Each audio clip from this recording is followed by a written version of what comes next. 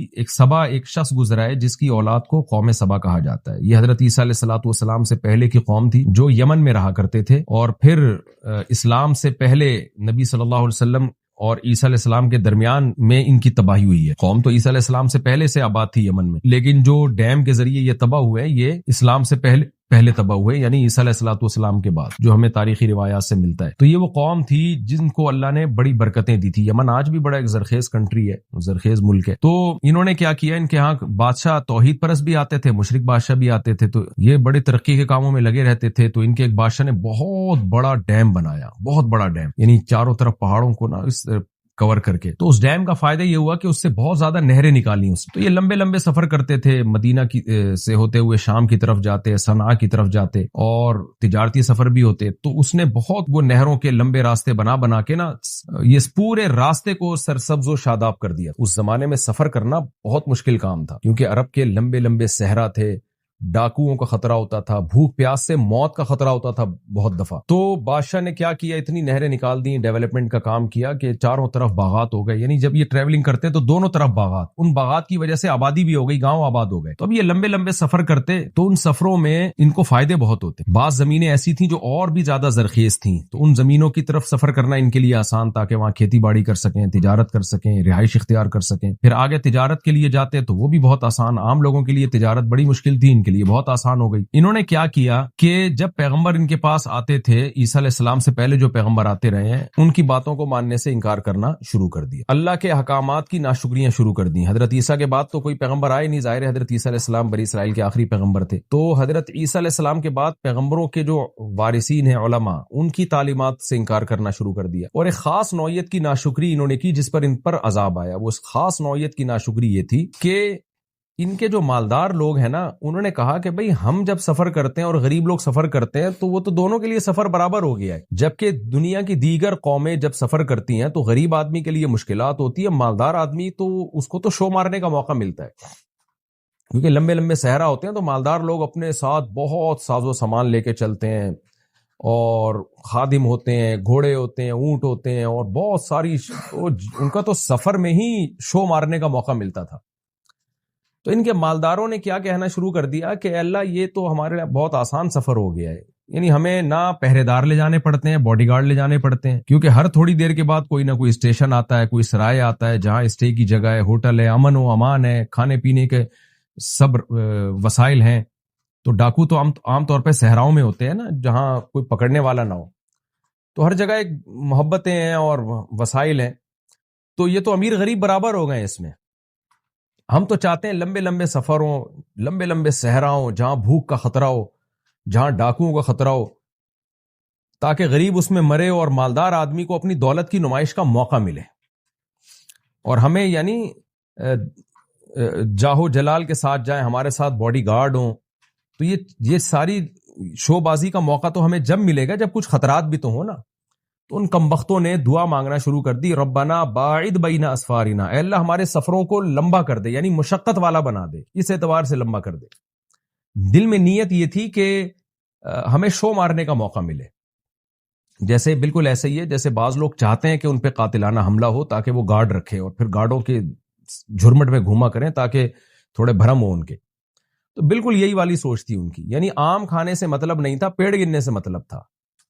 آم کھانے کا مطلب کیا ہے, ہم گارڈ کیوں رکھتے ہیں, تاکہ جان کی حفاظت ہو. ہم جو ہے وہ سفر میں کھانا پینا اپنے ساتھ کیوں لے کے چلتے ہیں, تاکہ جب بھوک لگے تو کھانے کا انتظام ہو. تو وہ اللہ نے ویسے ہی کر دیا ان کے لیے. پہلے زمانے میں مسافروں کا بڑا خیال کیا جاتا تھا, تو اور حشم خدم کو لے کے کیوں چلتے ہیں, تاکہ خدمت کی ضرورت پڑے. تو جو وہ ساری اللہ نے ان کی ضرورتیں پوری کر دی. تو انہوں نے کہا نہیں, ہمیں آم کھانے سے مطلب نہیں, ہمیں تو پیڑ گرنے سے مطلب ہے. ہمیں جو ہے نا یہ سب کچھ پروٹوکول چاہیے. تو وہ پروٹوکول جب ہی ہوگا جب سفر میں ٹینشن ہو, مشقت ہو.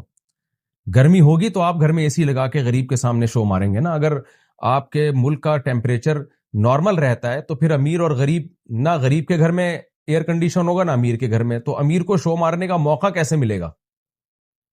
تو ان کے جو ہے نا مالداروں کے دل میں یہ متکبرانہ خیالات آنا شروع ہو گئے.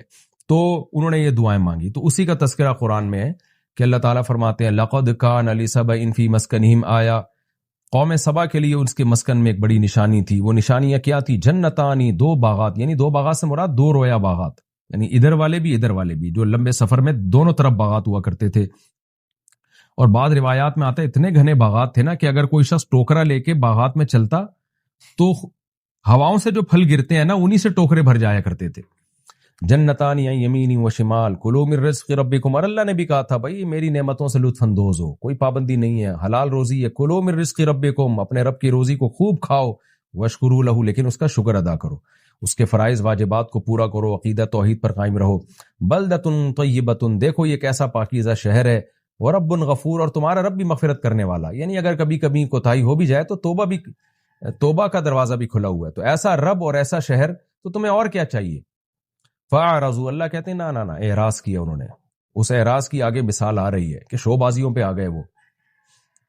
فارسلنا علیہم سیل العرم، عرم اللہ فرماتے ہیں ہم نے ان پر بند کا سیلاب بھیجا. عرم کہتے ہیں بلند چیز کو، جو بند جو ہوتے ہیں بڑے بڑے بلند ہوتے ہیں نا. بعض روایات میں آتا ہے کسی چھوٹے سے جانور کو اللہ نے بھیجا، چچوندر ٹائپ کے کسی جانور کو، جس نے بند میں جو ہے نا سوراخ کرنا شروع کیا راتوں رات. یہ یا اور کوئی دراڑ آ گئی ہوگی اللہ کی قدرت سے. سیل العرم، ہم نے ان پر بند کا سیلاب بھیجا. وبدلناہم، اور وہ ایسا تباہ کیا اس سیلاب نے کہ وہ سارا ان کا پانی ضائع ہو گیا اور وہ پوری بستیاں اجڑ گئیں، وہ کھیت اور کھلیان سب برباد ہو گئے. فرمایا بجنتہم، ہم نے ان کے جو دونوں طرف کے باغات تھے نا ان کے بدلے میں ان کو کیا دے دیا. جنتینی ذواتی، ایسے باغات دے دیے، ذواتی اکلن، جو دونوں قسم کے باغات جو دیے، اکلن خمتن، کڑوے پھل والے. یعنی جو خاردار جو کڑوی چیزیں ہوتی ہیں، جنگلی پودے ہوتے ہیں. وَأَثْرٍ، اور جھاڑیاں. وَشَيْءٍ مِّن صِدْرٍ قَلِيلٍ، اور تھوڑی سی بیری کے کانٹے دار. وہ بیری بھی کہتے ہیں کانٹے زیادہ تھے اور ان کے پھلوں میں لذت نہیں تھی. ذَلِكَ جَزَيْنَاهُمْ بِمَا كَفَرُوا، وہ سارے باغات تباہ کر کے اللہ کہتے ہیں ہم نے ان کو بدلہ دیا اس ناشکری پر جو انہوں نے کیا تھا. وَهَلْ نُجَازِي إِلَّا الْكَفُورَ، اور ہم نہیں بدلہ دیتے مگر بڑے ناشکرے کو. چھوٹی موٹی خطاؤں پہ ایسی سزائیں نہیں ملتی ہیں. اللہ فرماتے ہیں ایک اور نعمت ہم نے ان پہ کی تھی جس کے بدلے میں عذاب آیا، اور وہ عذاب جس کا بعض دفعہ قرآن واقعات میں نا تقدیم و تاخیر کرتا ہے. عذاب کا ذکر اللہ نے پہلے کر دیا اور جو ناشکری تھی اس کا ذکر اللہ بعد میں کر رہا ہے. اللہ فرماتے ہیں وہ ناشکری کیا تھی. وَجَعَلْنَا بَيْنَهُمْ وَبَيْنَ الْقُرَى الَّتِي بَارَكْنَا فِيهَا، ہم نے ان کے اور ان بستیوں کے درمیان جن میں ہم نے برکتیں رکھی ہیں، یعنی ان کی ٹریولنگ سے آگے بھی بہت سرسبز باغات اور گھنے جنگلات تھے. یہ ایسی بستیاں تھیں جہاں وہ سفر کر کے جاتے تھے، تو ان کے بیچ میں بھی ہم نے جو ہے جو بنائی ہوئی تھیں قرن ظاہرتن، بہت سی بستیاں جو نظر آتی تھیں. یعنی آباد علاقہ تھا، صحرا اور بیابان نہیں تھے. تو آباد علاقے سے فائدہ ہوتا ہے کہ انسان اسٹے کر سکتا ہے، ٹریولنگ میں آسانی ہے، تجارت میں آسانی ہے.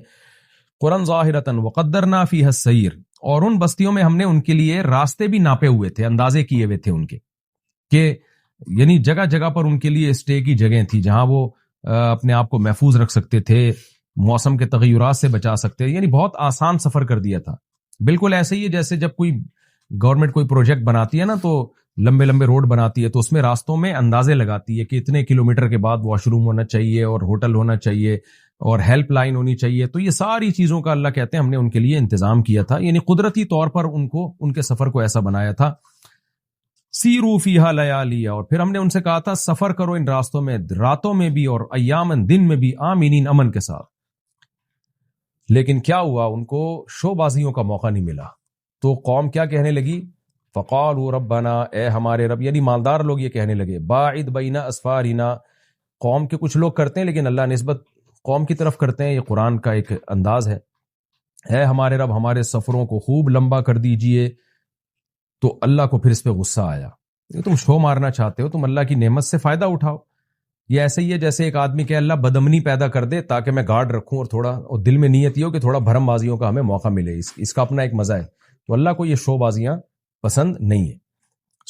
اگر سکون کی زندگی ہے، امن و امان ہے، آپ کو گارڈ رکھنے کی ضرورت نہیں ہے، تو اس نعمت پہ اللہ کا شکر ادا کریں. وَظَلَمُوا أَنفُسَهُمْ، اللہ کہتے ہیں اپنی جان پر انہوں نے ظلم کیا. فَجَعَلْنَاهُمْ أَحَادِيثَ، ہم نے ان کو قصے کہانیاں بنا دی. ایسے قصے بنے تھے کہ عرب میں یہ مشہور تھا کہ فلاں قوم ایسے بکھر گئی ہے جیسے قوم سبا بکھری تھی. کیونکہ جب یہ سیلاب آیا نا، اب یہ ضرور ہے کہ اس میں ظاہر سارے برے نہیں تھے، جو غریب لوگ تھے ان کی تو یہ تمنا نہیں تھی کہ لمبے لمبے اسفار ہو جائیں. لیکن جب قوم پہ اجتماعی عذاب آتا ہے تو دنیا میں پھر سبھی پستے ہیں.